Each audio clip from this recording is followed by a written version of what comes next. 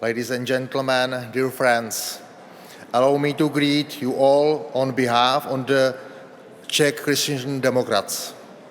We are now in an exceptional situation that we have not had since the Second World War.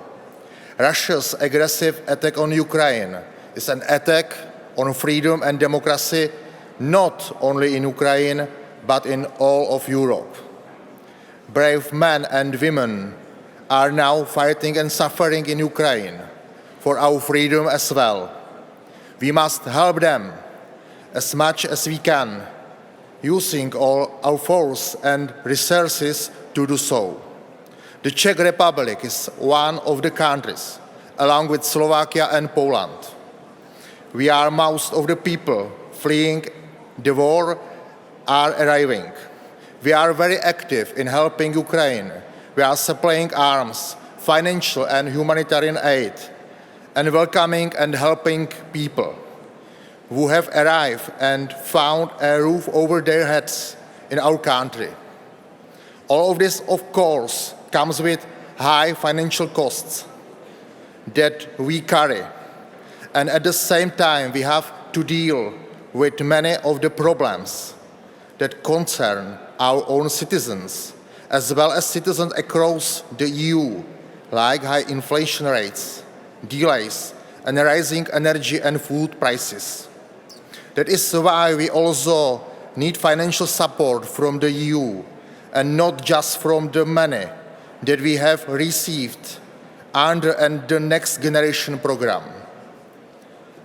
There is a European dimension to all of this, and it is important for the EPP too. If we do not help countries that are spending big amounts of money to help Ukraine and their people, and these countries are not able to spend more money to address the pressing problems of their citizens, it may cause social unrest. People will then count us out in the European elections, and the EPP might be weakened. We must not let the current crisis affect the most vulnerable groups.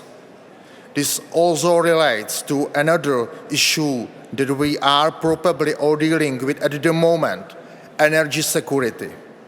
I think we can all agree that it's important to move away from fossil energy sources from Russia as quickly as possible.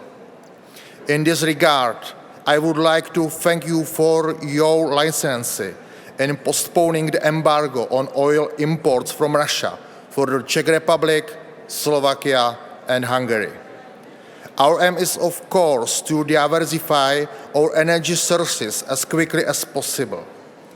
But unfortunately, we are vulnerable in this respect, and even with natural gas, diversification in CEE will take some time. These are issues that we must address together as active members of the EU and as the largest and strongest group in the European Parliament, the EPP.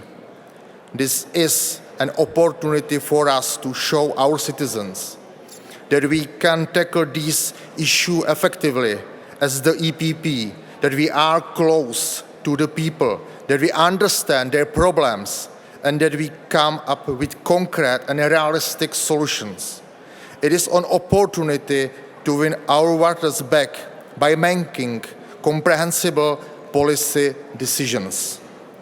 As KDU-ČSL, we support European Commission's long-standing initiatives such as the Green Deal, and we know that it's a tool for diversifying energy sources and thus energy security.